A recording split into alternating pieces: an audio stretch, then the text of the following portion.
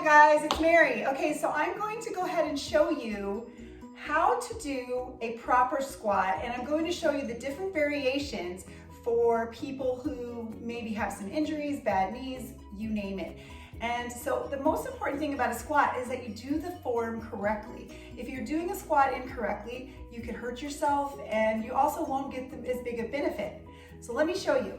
So first of all, if you're brand new to squatting, what I would always recommend, or if you have health issues or any kind of problem that you just feel like you're not going to be able to do a squat perfectly or in the right form, then always go with a version that will work for you. So what I recommend is just starting with a simple chair. You want to get a good sturdy chair, put your hands in this position so that you don't have a tendency to bend over, and you want to just sit in a chair. Basically, that's what a squat is without a chair. So you just want to sit down in the chair and sit back up. Squeezing your booty on the up is key. Okay, so down in the chair and squeeze your booty. Now, if it's hard for you to have your hands like this in this position, it's fine if you put your hands on the chair and help yourself get back up. But when you come up to this position, I want the hands here and squeeze your booty, okay? So if you need to, down in the chair, push yourself back up, and here, squeeze the booty, okay? Important is the squeezing of the booty. People forget to squeeze the booty at the end. That's the part of the squat that many people forget. Now, it's totally okay to start in a chair. You will get your heart rate up at any level. Even when I did it, I had my heart rate up. Key is to go as fast as you can. If you need to push yourself, just don't use your arms too much. You can also put your hands on your hips. The key here is you just do not want to bend over too much, okay? So you don't want to be like this when you're getting up. That's not helpful. Okay, next level. If you have bad knees, this is the option for you. And it's really good for you because it has you in the squat position instead of a chair. So, but if you need to start there, that's fine. Next step up would be here. So you want to make sure that your knees are always behind your toes every time you're doing a squat, even in this position, even at the chair, always. Okay, so you want to make sure your shoulders are down, your head is forward, your head's not like this, your neck is not weird, your neck's not into your chest, it's just looking forward, okay? Just into your cervical spine area, straight up. So you want to make sure that when you're going down into a squat, that most of your weight is in your heels. If I were to lift my toes up, then I would be fine. It wouldn't fall over, nothing. Okay, so you don't want your toes to be into it. You want to make sure that you're heavy into your heels. And then all you would do is just kind of feel yourself and then feel where you're at, where you should be, and you'll go down into the squat and up. Okay, so down into the squat and up. Keeping your core tight, keeping your body into a regular line and keeping your core into a strong body core. You don't want your core to be pushed out like this the whole time. While you're doing them, you want your core to be tight, okay? You want your core to be really tight inside your body.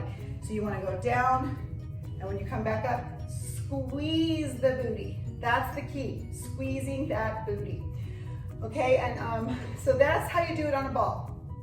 Now, when you have bad knees, what happens a lot is that people when they're doing squats, they kind of have that tendency to put their weight into their toes, and that's why their knees will hurt. So that's what I love about the ball, because you can make this super hard by adding more weight, by bringing your hands above your head, bringing your hands behind your head, above your head. Those will both make it harder, especially into your core as well, and getting your heart rate up. So you can still do them this way and really get a good workout and making sure that you're squeezing that booty, okay? Now, also, really lean into that ball if you have bad knees, because that'll take the pressure off of your knees and put it into where we want to work, your booty, your legs, your quads, your hamstrings, okay? So that if you're pushing into the ball, keeping your core in tight, keeping your booty strong, then you'll have no problem. Again, weight goes in the heels, squeezing the booty on the up. Hopefully that's helpful. All right, next, the regular body weight squat. Okay, so this is just lifting my own body weight, and I can put my hands here, I can put my hands on my hips, whatever works for you. I personally like to put my hands here because it makes sure that I don't bend over too much when I'm doing the squat. So you just want to go down, up, squeeze booty, down, up, squeeze booty, okay? Notice I'm not here, my weight's not on my toes, my weight is all into my heels. I'm sitting in a chair and I'm standing back up. And I'm trying my best not to bend over, okay, my upper body. You're going to come down a little bit, but not so much where you're losing your form, okay? So again, I'll do it from the side. Hopefully this helps. Getting my heart rate up. You're gonna go down and you're gonna come back up, okay? So down, come back up, squeeze the booty, down, come back up, squeeze the booty, okay? And remember too, with your knees, we wanna make sure our knees stay about hip width apart and not closer in, not for this type of squat. There are different squats that have different movements with your legs, but for today, we're just going to do the basic squat. Okay, so the knees want to be in line with your hips. They don't want to be like this, so you don't want to be doing squats like this, okay? If they start to do that, which they will sometimes because you're getting tired, stop, change your form, grab a ball if you need to, and move on. What I don't want you doing is forgetting how important it is that you can just be, if you have to take a break or if you need to add another, like the ball to kind of help you, that's okay. That's perfect, okay? So down and come back up. Now, when it's time to add some weight is when you can do about 50 squats, no problem at all. And that means it's time to add some weight, okay? So there's several different ways you can add weight, and I'll show you the equipment that I have. One is that you can just find anything in your home, a kid, a water bottle full of, like a big gallon-sized water bottle, put it on your chest, give yourself some extra weight. But what I use is these things. Okay, so this is a kettlebell. What you can do is you can put it right on your chest like this so that it gives you extra weight. What I like about the kettlebell is it doesn't hurt your shoulders or anything like that. So you're just holding it, on your chest. It keeps your chest up, which is also good so you don't have that tendency to move forward or to fall forward. And it's just an easy position so it doesn't hurt other parts of your body while you're working out. Okay, so you just would go down into the squat and come back up. Remember, don't let your knees knock, don't let them come in. Make sure that when you come up, you squeeze your booty, okay? So down into the squat and come back up. Really focusing on sitting in that position of sitting, okay? And it's not so much that you need to get super low as it is just making sure that you have that proper form down and squeeze back up, okay? The squeeze back up is vital.